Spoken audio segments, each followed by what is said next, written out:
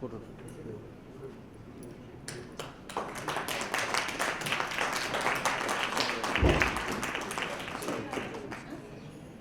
if we have a representative from Srinagar Electronics, may I have Kellogg Brown KBR India to come on to the stage, please. May I have Larsen and Tobro. Next.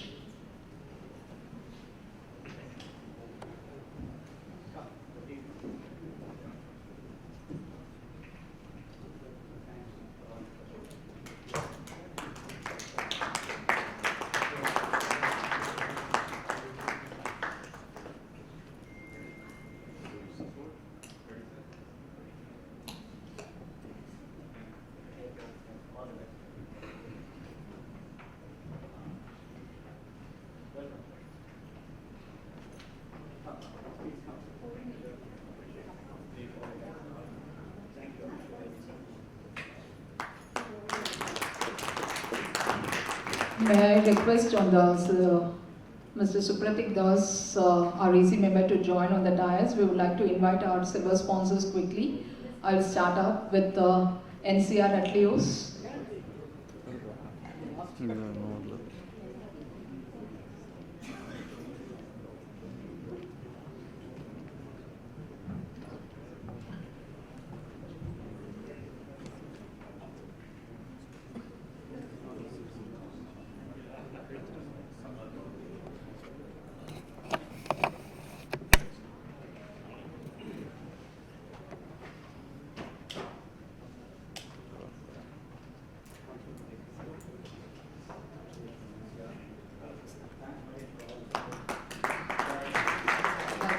Invite Babcock Power.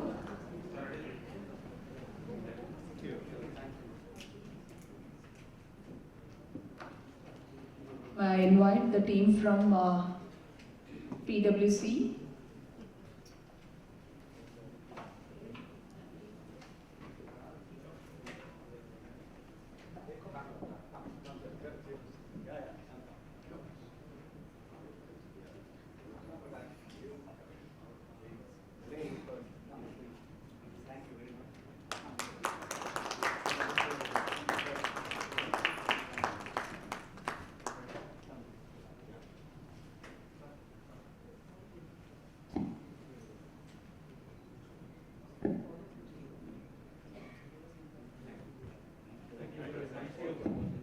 I'd like to invite Standardine India, PwC.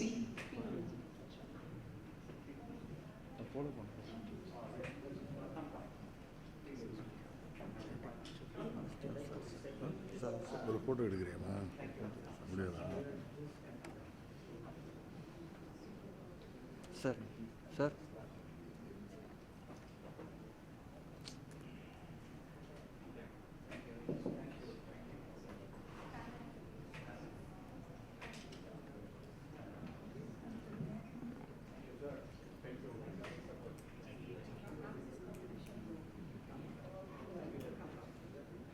May I invite TPA Composites?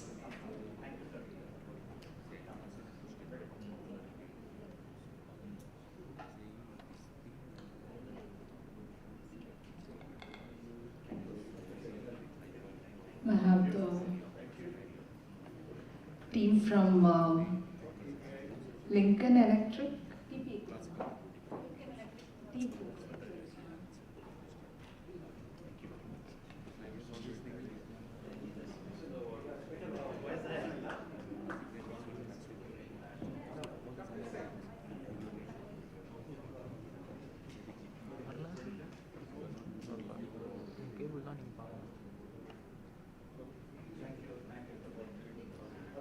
Lincoln Electric.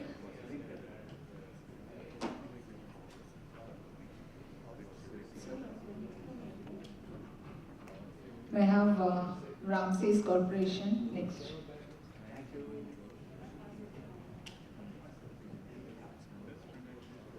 Do we have someone from Precision Equipment, Srinagar Electronics over here? We can.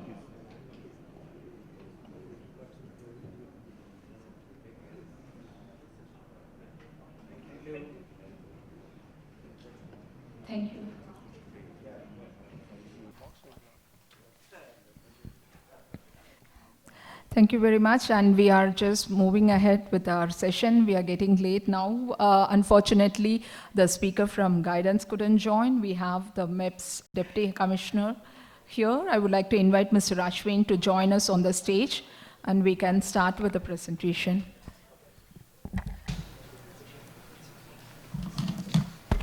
Good afternoon, everyone. My name is Venkat Narayanan. It's my pleasure to start the afternoon session for all of us. We apologize for the minor delay in the program schedule. Both special economic zones and the state governments play a very critical and distinctive roles in fostering a country's economic growth, as we all know. This is very special with federal structure like us in India. The successful interplay between SEZs and the state governments has truly driven a structural shift in employment from agriculture to manufacturing and services. This includes a notable increase in opportunities for women in manufacturing. Employing over 3 million people and contributing significantly to the national exports, their collaborative efforts have spurred substantial investments and demonstrably boosted economic activity. This impact isn't just confined to their boundaries, it creates positive spillover effects in surrounding areas across all key domains. Some of them are like generation of additional economic activity, promotion of exports, promotion of investment both FDI and domestic, creation of employment opportunities, development of infrastructure, enhanced competitiveness, effective policy formulation and implementation, ease of doing business, human capital development, efficient fiscal management, sector-specific development, and land acquisition labor reforms. These are a lot of things which the SEZs and the state governments contribute to the national GDP. With that in mind, have the distinct privilege to welcome Mr. Ashwin from MEPZ. So he will dwell deep onto what their role is and then how they help companies grow their maturity curve. Unfortunately, as stated, the guidance team could not make it today afternoon and probably will have another occasion to really connect with them. Mr. Ashwin will delve into how SEZs act as engine of export-led growth and investment, providing a competitive environment for businesses, while the state has its own role in terms of enabling the ecosystem. With this brief introduction, let me welcome Mr. Ashwin so that I am also eager to hear from him how exactly these small, medium and other enterprises can move the growth curve and be more competitive in the global market. Sir, please. Thank you. Okay. Good afternoon. I'm Ashwin. I am the Deputy Development Commissioner for Madras Export Processing Zone, which is the nodal organization for the Ministry of Commerce and Industry of Government of India. So we serve as their field agency and the field body to facilitate exports by approving, allowing and hand-holding industries to set up special economic zones and units within special economic zones and export-oriented units. To all the esteemed members of the Indo-American Chamber of Commerce, the distinguished guests, a very warm welcome. And first I would like to begin by telling you who we are, who MEPS is and what our role is exactly. So the Madras Special Economic Zone, it is not just a single operated special economic zone in Tambaram. This entity not just is a developer, but also acts as the developer of developers. That's what we like to call ourselves. We are not just a developer, we are a developer of developers.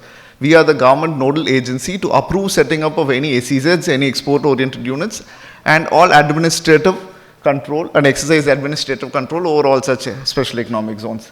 Currently, you will be happy to know that Madras Special Economic Zone administers all of Tamil Nadu, Andaman and Pondicherry, and by far, this region is what holds the most number of active operational SEZs in the country. We have a total of 49 special economic zones with over 1,000 units. And last year, you would be happy to know is that we have crossed 1.92 lakh crore as exports in the last fiscal.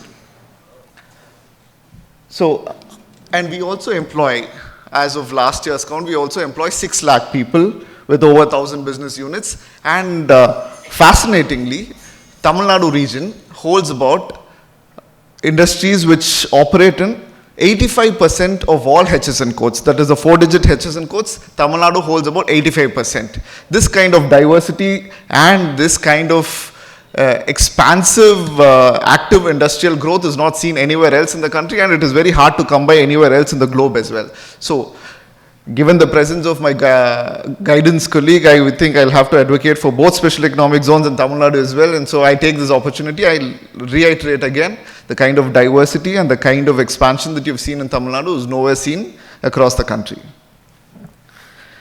And also, while I speak about the larger, broader special economic industries, special economic zones ecosystem in the state, I would also like to draw your attention to the MEPS campus itself within Tambaram. So this is a 262-acre campus where we have 110 units which are actively exporting, manufacturing, producing, and we are set to expand more. Currently, we are working on a vision plan. That is, we have the horizon of the next 25 years, and we seek to triple our exports, make employment 5 times more, and also expand the amount of built-up space in it by at least 3-fold in the next 5 years. And the plans are already afoot, and we are close to awarding the work for building up of such spaces. So why TAP region? As we call it, Tamil Nadu, Andaman and Pondicherry. Why TAP region, and why is it economically viable? Why is it attractive? Why should you set up your businesses here, and why should you invest here? The bottom line is, you have everything here. It is strategically positioned. You have ports. You have 4 ports that you're aware of. You have multiple international airports. You have road connectivity everywhere, and it is very strategically placed to connect to every part of the world, every part of the globe. And the kind of growth that Tamil Nadu has seen, and this TAP region has seen in the last 5 years, is phenomenal. There is a CAGR growth of 30% year on year for the last 4 years ending in 2024. And as I already said, you have the highest number of special economic zones at 49 in the state, and you have 40,000 factories odd, and nearly 40% of all women labor force in the country comes from Tamil Nadu, and so on and so forth. You have a highly skilled populace, you have great networks, you have connectivity, you have everything. And this kind of strength and this kind of infrastructure, not just hard infrastructure, the soft infrastructure as well, should be leveraged. It should be leveraged to put in place your industry so that you get the maximum out of your money. And now specifically, what export regimes are available for investors? There are 2 regimes that we operate under. One is the Special Economic Zone regime, and the other is the Export 100, what we call the HEOU, the 100% export-oriented units. What is the difference between SEZs and HEOUs? SEZs are an aggregation. It is a large space where you form clusters of industries within a space, and there is a specific developer for the special economic zone within which multiple industries, multiple units, multiple companies operate. The export-oriented unit is a single entity, it's a single company working as a EOU, producing and exporting from their own facilities. That's the basic difference between the two. And for an SEZ, what is the necessary criteria? You need 50 hectares if you're going to set up a production manufacturing SEZ. If it is going to be an IT or biotech or ITES SEZ, you don't need a minimum requirement of land. There's only a minimum built-up space which is requisite. And the minimum built-up space also varies based on which city you're located in. For example, if you're in Chennai, you need to set up 50,000 square meters of built-up space. If you're in Coimbatore, you need to set up 25,000 square meters of business space. And if you're in a tier 3 city or a town, you need to set up only 10,000 square meters of business space.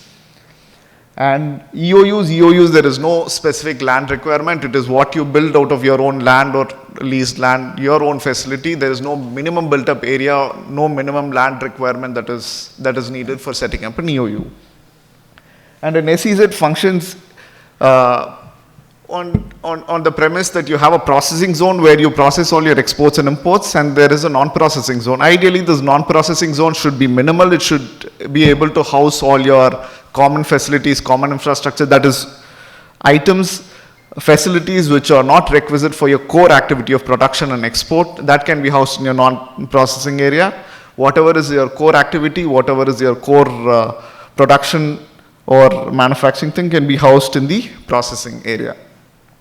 The EOU need not be differentiated into a processing and non-processing. The entire area is just one unit. So there is no differentiation or delineation within an EOU.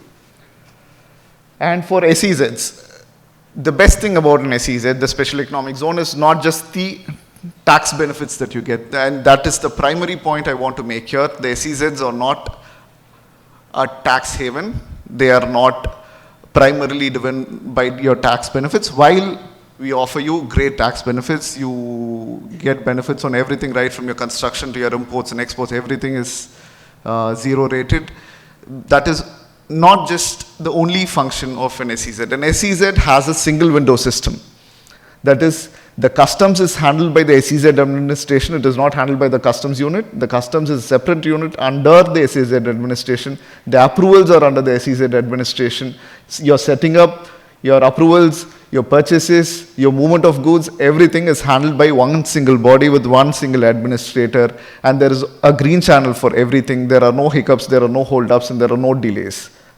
We try to make it as transparent and as efficient as possible. That's the goal of SEZ, and one of the very few ecosystems where you truly have a single window system, I can proudly say. And for an SEZ, is there a minimum investment criteria? There's nothing like that. There's only one criteria that you need to fulfill. That is, you need to become net foreign exchange earner within 5 years. You don't need to achieve a certain benchmark of exports. You just need to achieve a positive. That is, whatever foreign exchange outflow is there from your account, there must be more inflow. We just need a greater than zero number. There is no hard requirement of certain 100 million to nothing like that. There is only a requirement of you turning positive in foreign exchange. That is the requirement. But EOUs have a minimum investment. This is just 1 crore in plant and machinery. And those units planning or intending to invest 1 crore into plant and machinery can apply to become EOUs. And any unit which is a local unit, which is operating in the domestic area, can as well become an export-oriented unit by applying to us, and we'll ensure that the conversion process is smooth and it is taken care of quickly. The process. So it's a very simple 4-step process that you need to undergo. One is your application form. The application form is just a single application form. It is not multiple forms. It is not multiple requirements. It's just a single application form that you need to submit to us. And we will handhold you right from filling up of applications to the submission. Everything is handheld by us. I know there are consultants in the audience, but let me tell you freely that you don't need a consultant to approach us and apply and get your approvals. It is a very simple, straightforward process that we made simpler, and we intend to make much more simple in the days to come. Once the application form is submitted, it is scrutinized, and we'll tell you what is lacking, what is required, what you need to submit more. And once you've done that, once the application is complete, in the next unit approval committee. The unit approval committee is a mechanism that we have to scrutinize your applications and to approve. Not just to set up your units, even if you want to expand your units, even if you want to surrender space, anything the unit approval committee decides, which meets fairly regularly. I mean, fairly regularly is a misnomer. I think in the last financial year, we have not missed one single fortnightly UAC, and that is something we're very proud of. We have not missed one single window. And the application time, we've mentioned, I don't think all of you can see it, but we've reduced the application processing time from a 17-day period to a 5-day period. Right now, anything that you apply for will be processed, considered, and put up in the UAC and approved within a 5 to 6 day period. The maximum that it can go to is 10 days, because if you submit on the first day of the window, then you need to wait until the UAC. So the maximum period is 10 days, but it is not going beyond 10 working days. Right now, the average is 5 days, which we are very proud of. And once the UAC approves it, we have the practice of issuing the letter of approval on the very same day. The very minute that it is approved, we have issued LOAs that we've ensured in the last half a year. We've ensured that all LOAs are issued on the very same day. And I think the units which have gotten approvals can stand testimony to that. And then any other compliances, the compliances are all online. We have automatized it. We've made everything online. That is, you don't need to come to the office to apply for anything. You apply online. We we consider it in the UAC and we give you approvals. You can attend the UAC on VCs as well. So it's a simple 4-step process that hardly takes any time, any sort of compliance headaches. There is no need to even have a separate compliance team within your units. It is that simple. So this is a snapshot of what comparative advantages you have when you compare a unit set up in the DTA, in an SEZ and an EOU. DTA, for those who are not initiated, is the domestic tariff area, which is anything outside of an SEZ is DTA. That's what we call it. So what is the difference? Primarily, if you are setting up an industry within an SEZ, just for the development of your infrastructure, you get it tax-free. Your tax gets reimbursed, you refunded to you. So starting off itself, off the block, you get a discount of 18%. So you don't need to pay anything for your infrastructure that you're setting up. And then after that, you move on to the single window clearance. Like I already said, you have a truly single window system for any clearances in SEZs, right from procurement to your customs clearances to your movement of goods and materials, manpower, everything. And your stamp duty is 100% exempt, whereas in DTA it is not exempt at all, up to only 4%, 7%. And then your foreign investments, 100% allowed. Your surcharges exempted, and all your imports are duty free. Here again, you don't have to pay your duty and then get a refund. Everything is duty free, is zero rated, you don't have to pay anything. So there is no cash flow problem where you pay your money and wait for it to come back to you. You don't pay anything at all to begin with. So that's the major advantage an SEZ offers, and an EOU to some extent offers. There is only one minor difference where your IGST has to be paid up front and then you have to claim ITC credit for it, refund for it. That's the only difference between an EOU and an SEZ. So this snapshot, I think, shows you very clearly why SEZs and EOUs should be a preferred destination if you are an export-oriented industry. Now, why shift to SEZ ecosystem? To sum up, I mean, one for one, it offers you an additional competitiveness in an already very extremely competitive scenario. You have your duty-free status, your cash flow is freed up, your customs is done very quickly, you are a green channel partner, your customs doesn't stop anywhere, it moves quickly, even your assessment is not done at the port, it is done at the end point. So it gives you lower overheads, it reduces your costs, your compliance is taken care of, your regulatory issues are not there. You don't need to spend extra on any of this. So all of that is taken care of. You get great competitiveness in terms of money and your time saved. And then next is the global markets. You have access to the world from here. That's our MEPS is positioned like that. MEPS is your gateway to the world from Chennai and from Tamil Nadu. We offer you a great access to the entire global value chain from MEPS. And infrastructure. Typically, a special economic zone has better infrastructure, and how do we quantify that? So what we've done recently is we've built an industrial park assessment and ranking system to test and check and evaluate how each industrial park is placed in terms of infrastructure and the facilities and utilities offered. And this shows very clearly, the ranking system that we've developed shows very clearly that SEZ industrial parks are much ahead in terms of infrastructure and utilities that it offers. And compliance, like I said already, everything is taken care of very easily. The compliance headache is not there. It's just not there. It is very quickly done.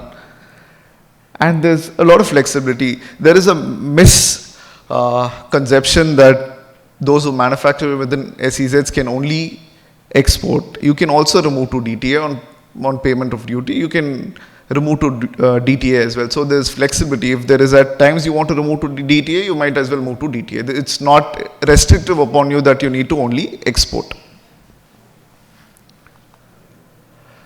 So another point, like I said when I began my presentation, MEPS and special economic zones are not just about your duty benefits, your tax benefits. It's also offers you a lot of other competitive advantages. The primary among them being, it allows you to form a cluster around your key industries. So already Tamil Nadu is set up in such a way that there are clusters formed in places everywhere. That is, your automobile parts is around Sriperumbudur, plastics around Thiruvallur, your textiles around Tirupur and Coimbatore. So everything is already a cluster. What a special economic zone allows you to do is hyper cluster your industry. That is, you build around your industry, you build within an SEZ. Say, for example, you have a campus of about 200 acres. Say, for example, you have an automobile company within the campus.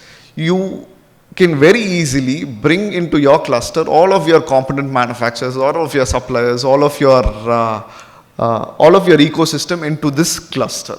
So this clusterization advantage is one of the most important advantages that reduces your logistics costs, that reduces your supply chain problems, your inventory problems. It allows you to manufacture just in time. It takes care of a lot of problems when you form a cluster around your SEZ. So this clusterization advantage is something else that you should look at when you think of SEZs. So we have certain successful clusters in Tamil Nadu where we have pointed out Tirupur for your textile and apparel, your electronics, IT, ITS in Chennai, Sriperumbudur and Coimbatore, and Chennai for automobile and engineering clusters. So these are the success stories already, and a lot of them are built around SEZs. A lot of, for example, Salcomp is built around SEZs, Dell is built around an SEZ. So these are things that we wanted to point out to you, that it need not be one giant industry which is placed in an SEZ. There is a lot of scope for the MSME players also to move into SEZs. Again, the benefits of clusterization. One is your reduced logistics costs, specialized infrastructure. As I said, SEZs offer you higher infrastructure. Most SEZs have common facilitation centers, your common facilities for smaller units. Say, for example, right now I'd like to point you towards MEPS itself in Tambaram, where we are trying to set up a common facilitation and a convention center for all units to use. We are setting up common research parks inside in collaboration with IIT Madras. We are setting up common infrastructure within the campus itself. So there are certain benefits like this that you derive out of this, out of being in an SEZ, and you also have an access to a specialized labor pool which is clustered around the SEZ itself. It is not distributed spatially, it is clustered around the SEZ itself. So to sum up, why invest in TAP region and in SEZ? Seamless coordination, guidance, MEPS works hand in hand along with the industries department. Everything is taken care of seamlessly. We also have coordination projects and we have coordination meetings along with them where all issues are sorted out. And then there is ease of doing business through your single window clearances, your availability of extremely skilled manpower is there. So I hope I have made a strong case for investment to happen in clusters, in SEZs and in EOUs. My pitch here is not that of a government organization saying that you're working well. My pitch is of a marketer selling a product to you, which is ease of doing business, and that is my pitch. We offer you ease of doing business and we offer you great benefits in terms of taxes, clusterization, and facilities and infrastructure. This is my pitch to you, and I hope if there is any investment coming our way, we'll be happy to help you and we'll be happy to welcome you to all to our offices. Thank you. If there are any questions, we'll request Mr. Ashwin to clarify. We can take it now, or I can also take it offline later. Sir, may we know the steps involved with moving out of SEZ zone and operating in DTA for an unit already in SEZ? Hello. Yeah. Unfortunate that we have to answer this here while I'm trying to attract you towards SEZs, but it's a fairly simple process. You need to apply for an exit, and if there are any duty benefits that you've enjoyed which is outstanding, you need to pay, need to get an NOC and you can move out. It's a fairly simple process. It's not very complicated at all. So is there any timeline involved? If you have your own unit there which you want to convert into a non-processing zone, it is not possible like that. Directly, you will have to pay back the benefits you've enjoyed for your infrastructure, and then you're allowed to, assuming the rest of the SEZ area is contiguous. But otherwise, if you just want to shift your office from within an SEZ to outside, It's a very straightforward, fairly simple process. The NOC from customs should be there, and then it's a matter of a week or two. No, I mean like. But if there is any particular difficulty you're facing with your unit moving out of SEZ, you're free to contact us after the meeting, and I'll be happy to explain. Sure, definitely. Thank you.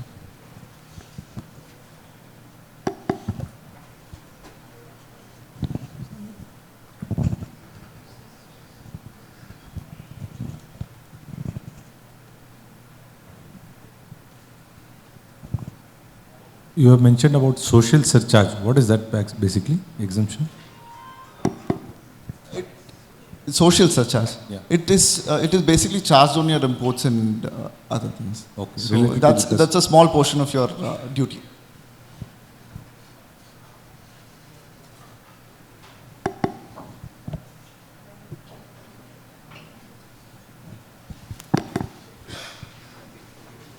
So again, my pitch is that our doors are open. My office is in MEPS, and we'd be happy to invite or welcome all of you to our offices to clarify or to support you in any way which we can. Thank you.